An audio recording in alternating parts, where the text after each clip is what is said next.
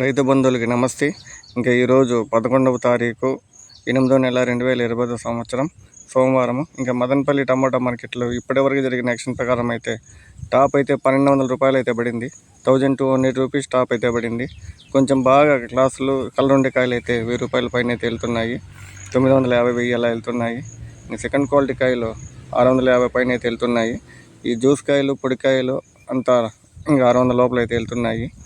ఇంకా ఇటు tomato market దిగుమతి చూసుకున్నట్లయితే రోజు రోజుకి తగ్గుతుంది.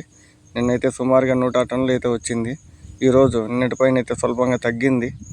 ధరలు అయితే ఇంకా యాచన పాట అయితే చాలా వరకు మిగిలింది. ఏం రేటు వెళ్తాయి, ఏమి ఇంతకి 1200కి పరిమవుతుంది చూద్దాము.